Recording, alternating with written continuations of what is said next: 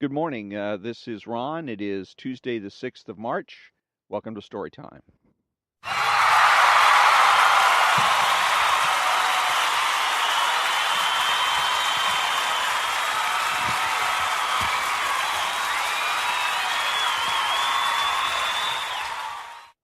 And today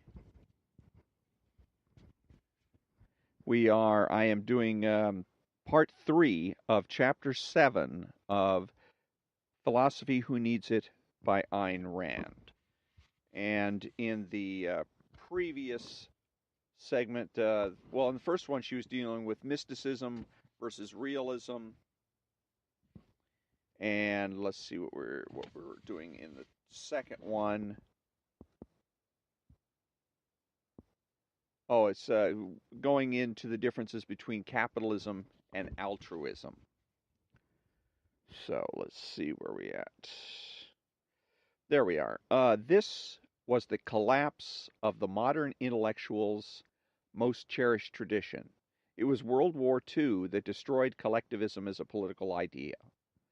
Oh, yes, people still mouth its slogans by routine, by social conformity, and by default.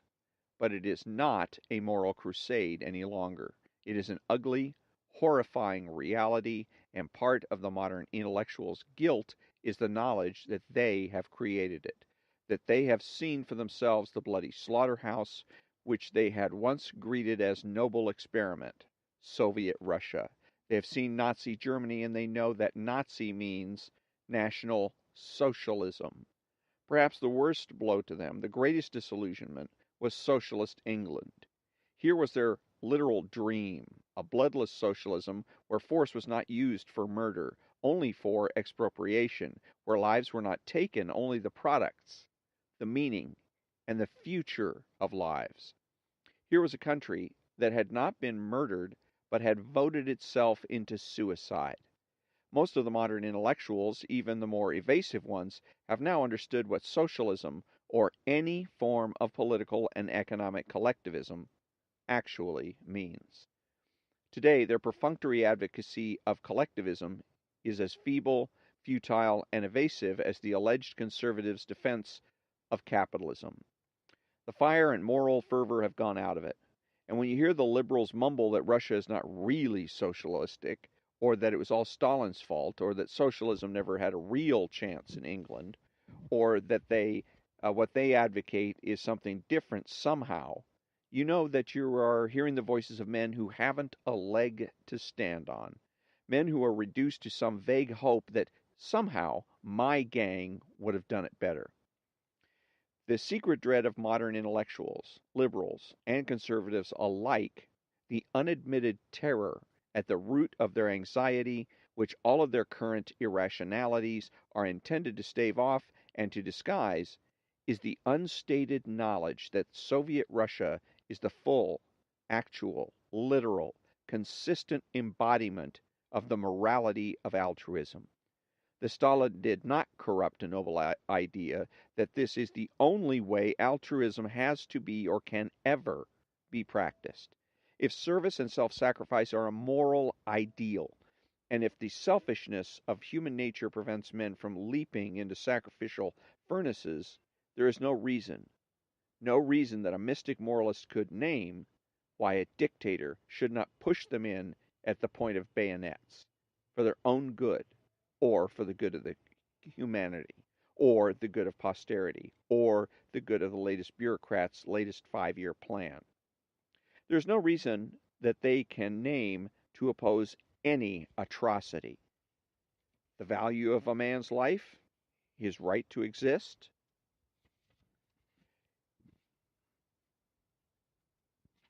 his right to pursue his own happiness,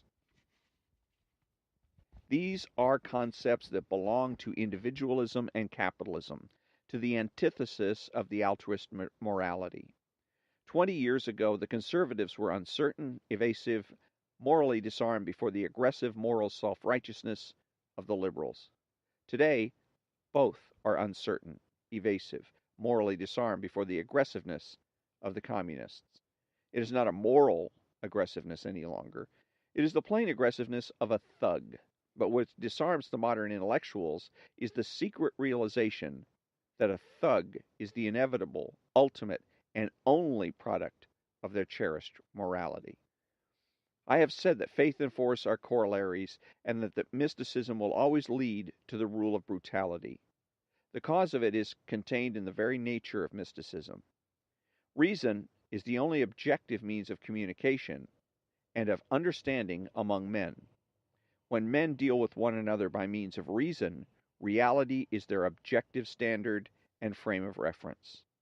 But when men claim to possess supernatural means of knowledge, no persuasion, communication, or understanding are possible.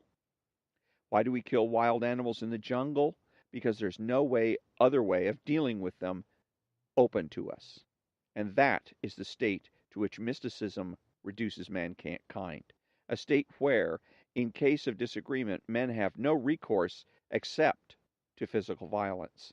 And more, no man or mystical elite can hold a whole society subjugated to their arbitrary assertions, edicts, and whims without the use of force. Anyone who resorts to the formula, "it's so because I say so," will have to reach for a gun sooner or later. Communists, like all materialists, are neo-mystics. It does not matter whether one rejects the mind in favor of revelations or in favor of conditioned reflexes. The basic premise and the results are the same. Such is the nature of evil which modern intellectuals have helped to let loose in the world, and such is the nature of their guilt. Now, take a look at the state of the world. The signs and symptoms of the Dark Ages are rising again all over the earth. Slave labor, executions without trial, torture chambers, concentration camps, mass slaughter, all the things which the capitalism of the 19th century had abolished in the civilized world are now brought back by the rule of the neo-mystics. Look at the state of our intellectual life. In philosophy, the climax of the Kantian version of reason has brought us to the point where alleged philosophers, forgetting the existence of dictionaries and grammar primers, run around studying such questions as, what do we mean when we say the cat is on the mat? While other philosophers proclaim that nouns are an illusion, but such terms as if then, but, and or have profound philosophical significance. While still others toy with the idea of an index of prohibited words and desire to place it on it such words as, I quote, entity, essence, mind, matter, reality, thing. In psychology, one school holds that man, by nature, is a helpless, guilt-ridden, instinct-driven automaton, while another school objects that this is not true, because there's no scientific existence to prove that man is conscious. In literature, man is presented as a mindless cripple inhabiting garbage cans. In art, people announce that they do not paint objects, they paint emotions. In youth movements, if that's what it can be called, young men attract attention by opening and announcing that they are beat. The spirit of it all, both the cause of it and the final climax, is contained in a quotation which I am going to read to you.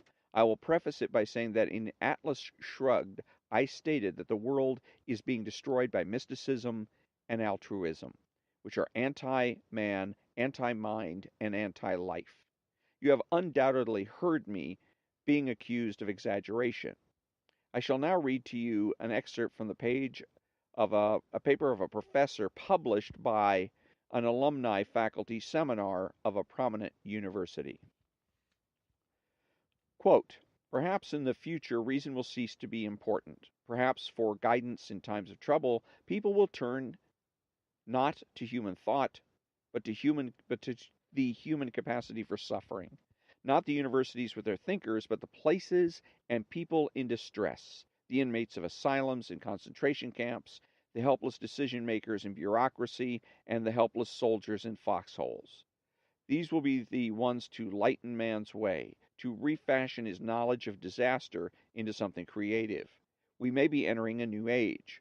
Our heroes may not be intellectual giants like Isaac Newton or Albert Einstein, but victims like Anne Frank who will show us a greater miracle than thought. They will teach us how to endure, how to create good in the midst of evil, and how to nurture love in the presence of death. Should this happen, however, the university will still have to have its place. Even the intellectual man can be an example of creative suffering. Unquote. Observe that we are not to question, quote, the helpless decision makers in bureaucracy, unquote.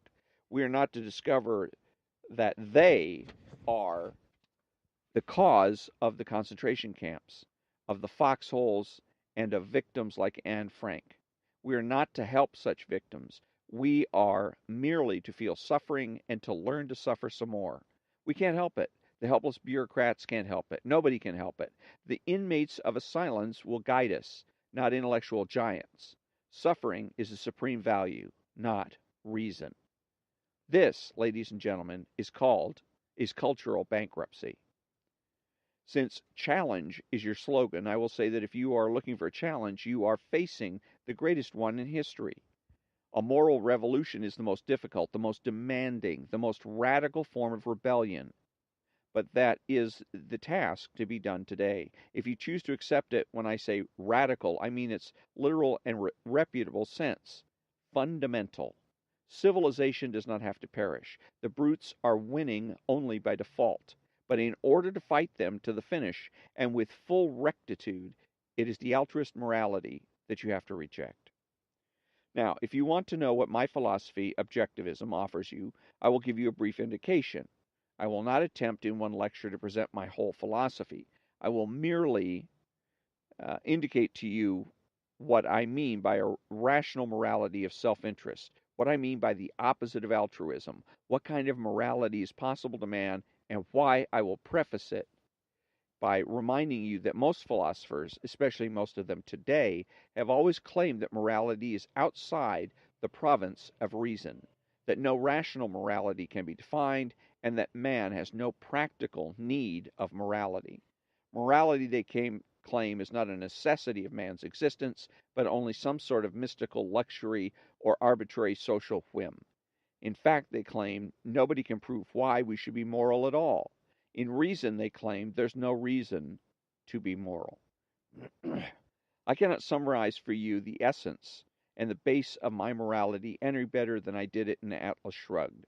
So, rather than attempt to paraphrase it, I will read to you the passages from Atlas Shrugged which pertain to the nature, the base, and the proof of my morality. Quote, man's mind is the basic tool of survival. Life is given to him. Survival is not. His body is given to him. Its sustenance is not. His mind is given to him. Its content is not. To remain alive, he must act, and before he can act, he must know the nature and purpose of his action. He cannot obtain his food without a knowledge of food and the way to obtain it. He cannot dig a ditch or build a cyclotron without a knowledge of his aim and of the means to achieve it. To remain alive, he must think. But to think is an act of choice. The key to what you are recklessly call to what you so recklessly call human nature has the open secret you live with, yet the dread to name is the fact that the man is a being of volitional consciousness.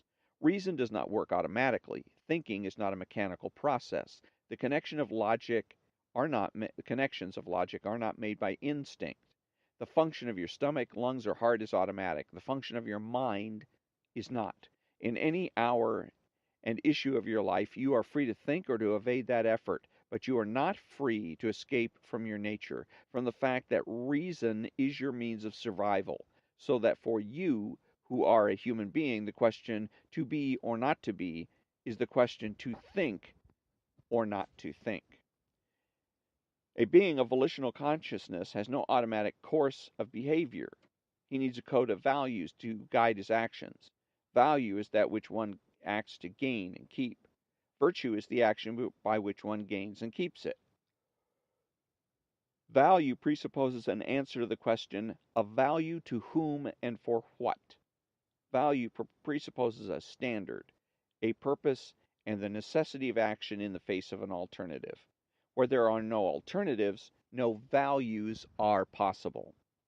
There is only one fundamental alternative in the universe: existence or non-existence.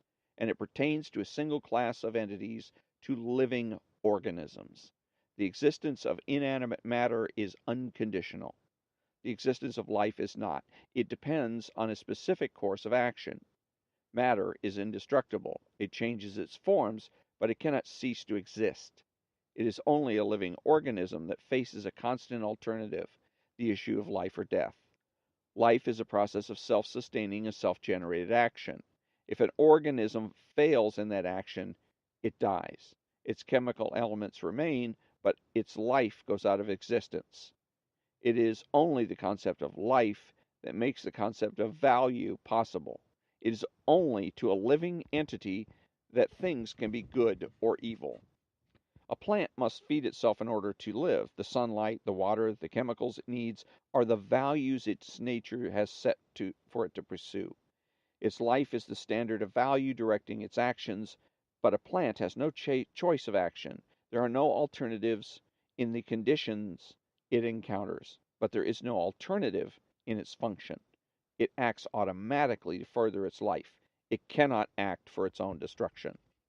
An animal is equipped for sustaining its life. Its senses provide it with an automatic code of action and automatic knowledge of what is good for it or evil. It has no power to exceed its knowledge or to evade it, extend its knowledge. In conditions where its knowledge proves inadequate, it dies. But so long as it lives, it acts on the knowledge with automatic safety and no power of choice.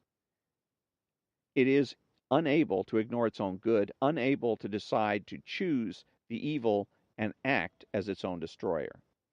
Man has no automatic code of survival. His particular distinction from all other living species is the necessity to act in the face of alternatives by means of volitional choice. He has no automatic knowledge of what is good for him or evil, what values his life depends on, what course of action it requires. Are you prattling about an instinct of self-preservation? An instinct of self-preservation is precisely what man does not possess.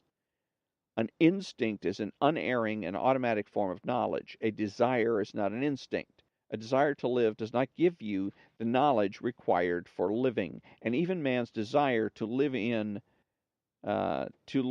is not automatic. Your secret evil today is that is the desire you do not hold. Your fear of death is not a love for life and will not give you the knowledge needed to keep it. Man must obtain his knowledge and choose his actions by a process of thinking, which nature will not force him to perform. Man has the power to act as his own destroyer, and that is the way he has acted through most of his history. Man has been called a rational being, but rationality is a matter of choice, and the alternative his nature offers him is rational being or suicidal animal. Man has to be man by choice. He has to hold his life as a value by choice. He has to learn to sustain it by choice. He has to discover the values it requires and practice his virtues by choice. A code of values accepted by choice is a code of morality.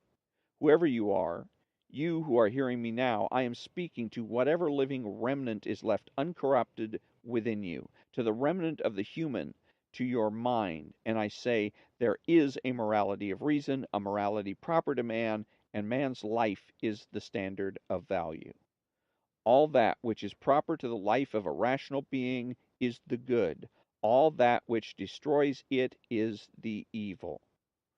Man's life, as required by his nature, is not the life of a mindless brute, of a looting thug, or a mooching mystic, but the life of a thinking being. Not life by means of force or fraud, but life by means of achievement, not survival at any price, since there's only one price that pays for man's survival: reason. And that comes to the end of the conclusion of part 3 of chapter 7 of Ayn Rand's philosophy, Who Needs It? A couple of quick comments. One of the other things that disappoints me about Ayn Rand is her tendency to mix. She has a lot of nonfiction books, which is what I started with. I started with this particular book and went on to other nonfiction works that she did.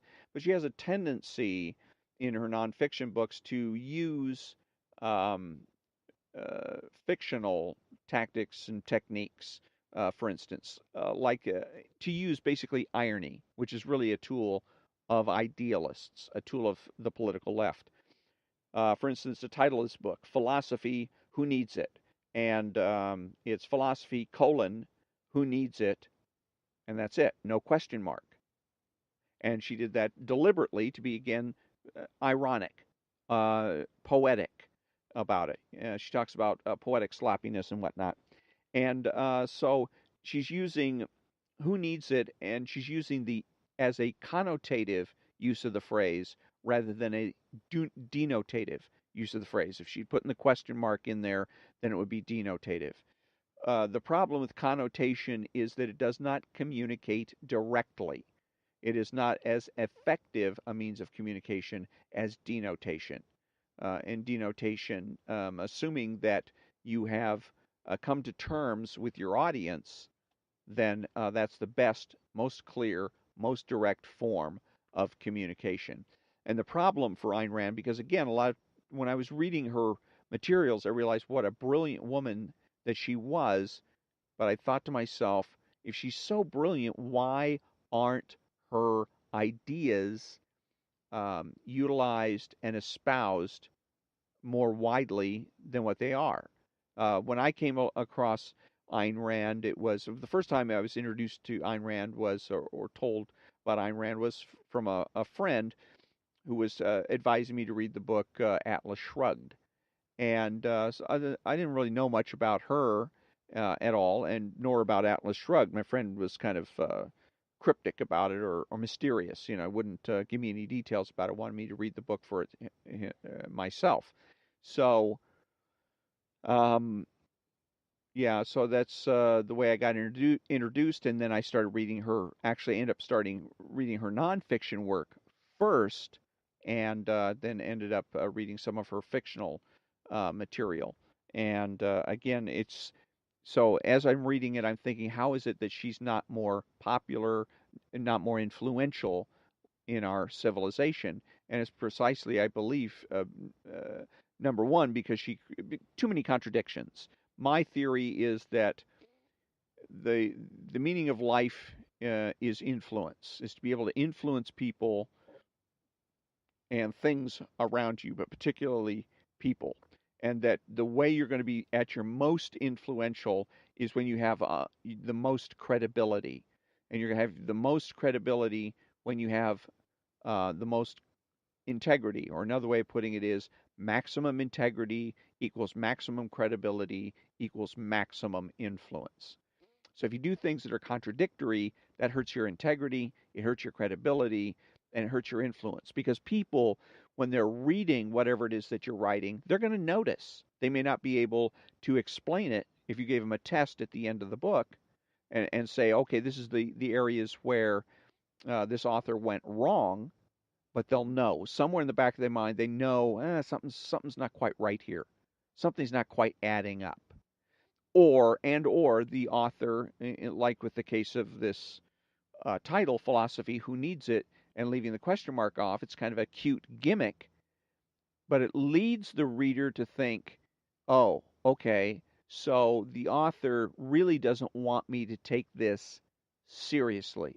The author really doesn't want me to take this straight, that this is not this is an approximation, so that the author is just sort of presenting this approximate theory, approximate idea, which is not at all what I understand Ayn Rand wanted to do. That she did want to influence, she did want to have maximum amount of influence, as a matter of fact, and expected to change people and to do so on a large scale.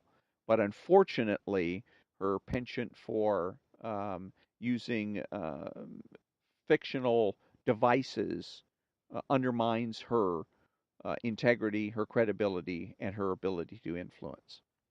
So tomorrow I'm going to be doing a Storytime Extra, and on Thursday I will pick up with part 4, the last part of Chapter 7, Faith and Force, from Ayn Rand's book, Philosophy, Who Needs It? From the back cover, who needs philosophy? Ayn Rand's answer, everyone. This collection of essays was the last work planned by Ayn Rand before her death in 1982. In it, she summarizes her view of philosophy and deals with a broad spectrum of topics. According to Ayn Rand, the choice we make is not whether to have a philosophy, but which one to have: rational, conscious, and therefore practical, or contradictory, unidentified, and ultimately lethal. Written with all the clarity and eloquence that have placed Ayn Rand's objectivist philosophy in the mainstream of American thought, these essays range over such basic issues as education, morality, censorship, and inflation to prove that philosophy is the fundamental force in all our lives. So, again, until tomorrow, thank you very much for joining me and have a great day.